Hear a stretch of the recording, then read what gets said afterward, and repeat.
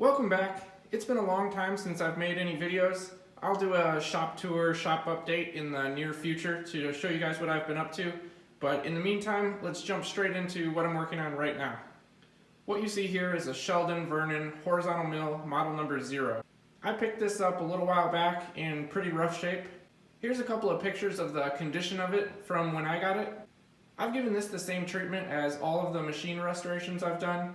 Completely torn apart, paint stripped, de-rusted, and then repainted and assembled.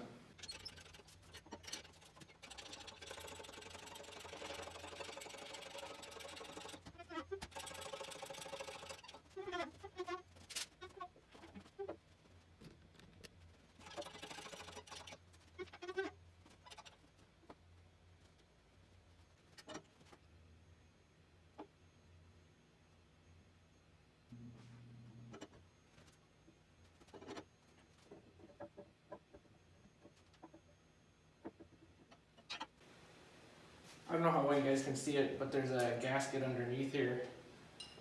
This machine was set up to run flood coolant.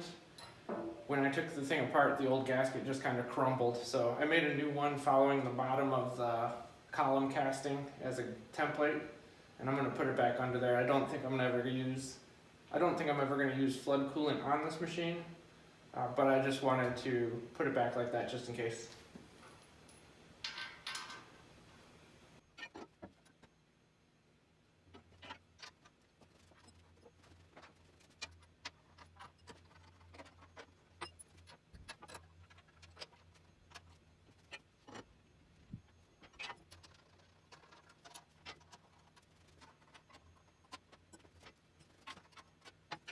The knee on this thing doesn't look particularly big or heavy, but it's got to weigh over 100 pounds.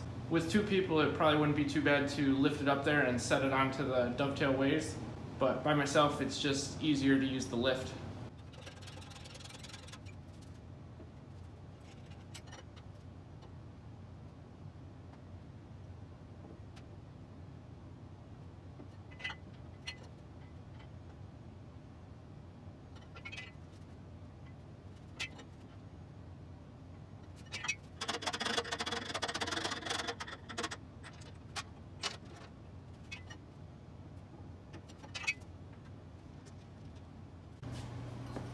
Now I just need to get the gib down in there.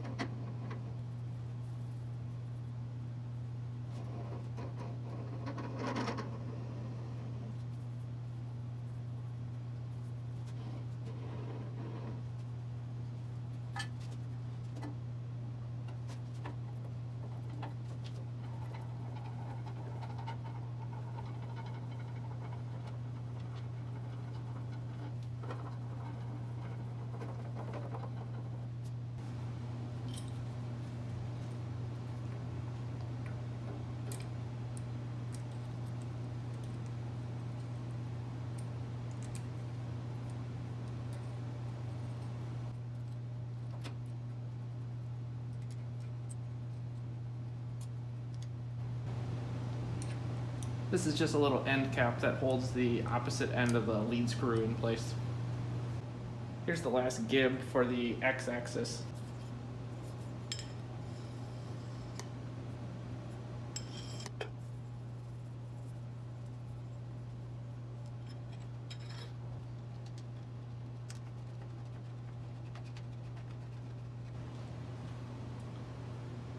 This is the little pin that locks the gib.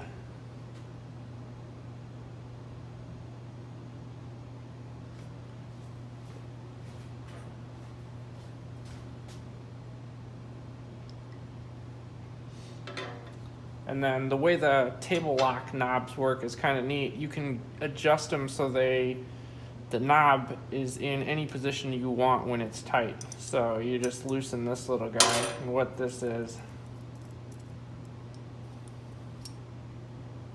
the actual threaded part that threads into here.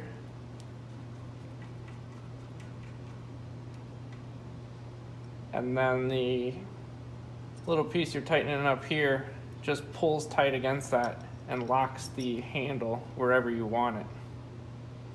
Kind of neat design.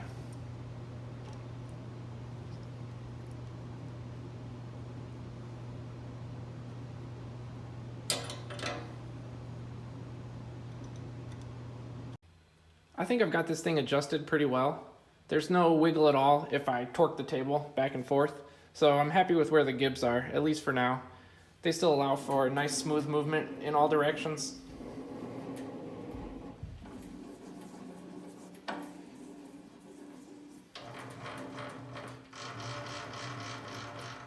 And the gib locks, there's one under here. This is for the knee height. Locks right there. And then there's another underneath the table here. I would call this the Z direction. Somebody can correct me if I'm wrong, but on a horizontal mill, I would call this the Z, knee height being Y, and then the longitudinal direction here being X. Anyways, this locks right here.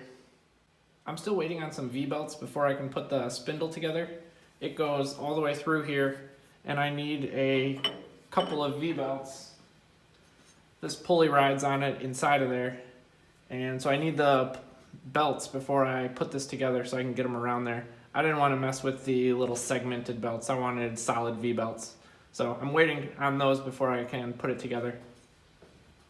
I do have new bearings for it. There's already new races in the front and back, and then I've got new tapered roller bearings to finish it off. The ones that were in there, I think this thing saw some rain or water of some sort because the bearings are corroded terrible. You can see the marks in there and also on the rollers here. So there was no reusing those, and I was a little scared when I first took the thing apart because I was horrified as to how much these would cost, but surprisingly they're the same size as wheel bearings for cars, so they're fairly easy to find and not that expensive. I'll do another video as soon as I get those belts to show you guys how the spindle goes together and all of the drive belts that power it. I hope you liked the video. Thanks for watching.